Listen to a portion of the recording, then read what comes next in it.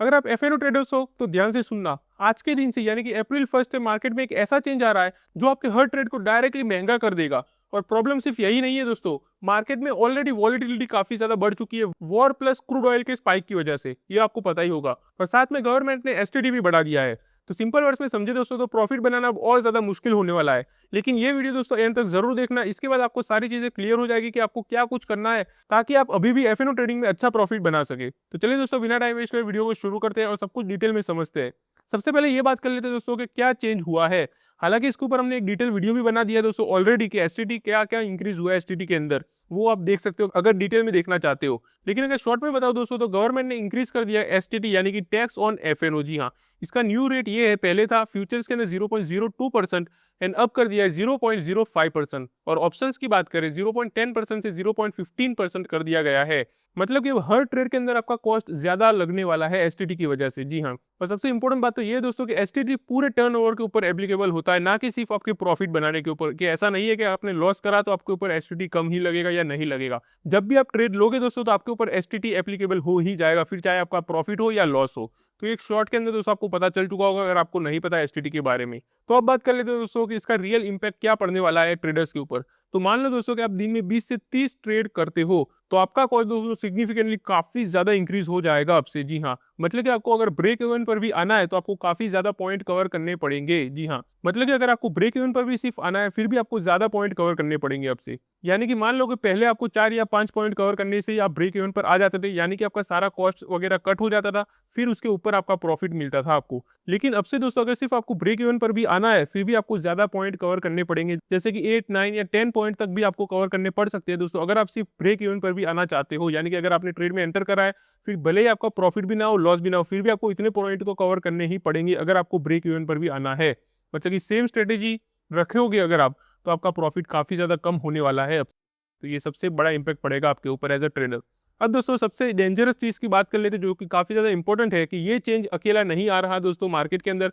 Already market के अंदर pressure बना हुआ है, आपको पता ही होगा। जैसे कि बात करें कि वॉर की, ईरान इजराइल और अमेरिका की जो वॉर चल रही है अभी, उसकी वजह से जियोपॉलिटिकल टेंशन काफी ज्यादा बढ़ चुकी है और मार्केट में इससे काफी ज्यादा वॉलेटिलिटी भी इंक्रीज हो चुकी है, जैसे कि आप देख सकते हो वीस को भी। और क्रूड ऑयल के अंदर भी दोस्तों हमें काफी ज्यादा स्पाइक देखने को मिल रहे हैं बड़े बड़े। और साथ ही दोस्तों एफआईआर लगातार सेलिंग कर रहे हैं इंडियन स्टॉक मार्केट से। मतलब कि दोस्तों अब से ट्रेडर्स के ऊपर डबल प्रेशर पड़ने वाला है। अब बात कर लेते हैं मार्केट के ऊपर क्या इंपैक्ट पड़ेगा इसका। तो शॉर्ट टर्म में एक्सपेक्टेशन ये है दोस्तों कि एफएनओ के अंदर वॉल्यूम कम हो जाएगा बहुत ज्यादा। रिड्यूस इंट्राडे एक्टिविटी, मतलब कि इंट्राडे के अंदर जो लोग ट्रेडिंग करते हैं वो भी काफी कम हो जाएगा आपसे।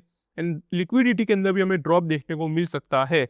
मतलब कि स्पेकुलेशन बिकम्स एक्सपेंसिव, यानी कि अगर आप अंधाधुंध ट्रेडिंग करते थे पहले, यानी कि तुक्का मार के ट्रेडिंग करते थे, वो काफी ज्यादा कम हो जाएगा आपसे क्योंकि आपके हर तरीके से कॉस्ट बढ़ चुका है। और ऊपर से वॉर की वजह से वॉलेटिलिटी भी काफी ज्यादा बढ़ चुकी है जिससे आपका स्टॉप लॉस भी हिट हो सकता है बहुत ही जल्दी।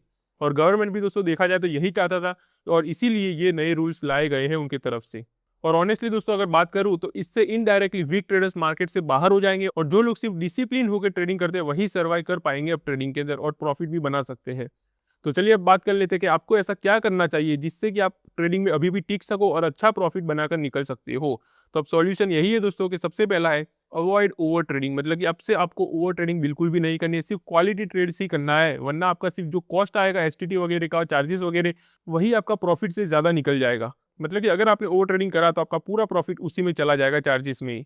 फिर दूसरा है focus on high quality setup. मतलब कि अगर आपको लगता है कि यहाँ पर मैं ज़्यादा पॉइंट कवर कर सकता हूँ तभी आप उसमें एंटर करना। स्ट्रिक्ट रिस्क मैनेजमेंट, ये भी काफ़ी ज़्यादा इंपॉर्टेंट है दोस्तों ट्रेडिंग के अंदर तो।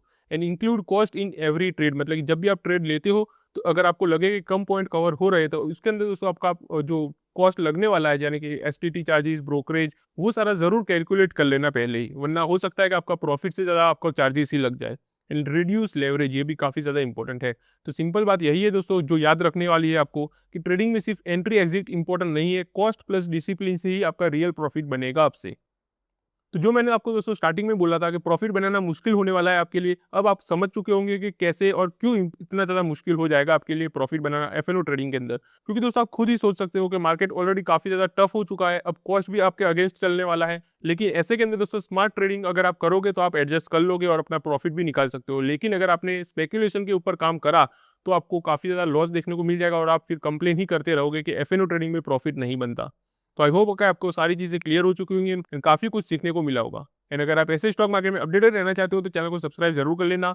तो चलिए मिलते हैं अगली वीडियो में, तब तक के लिए हैप्पी इन्वेस्टिंग।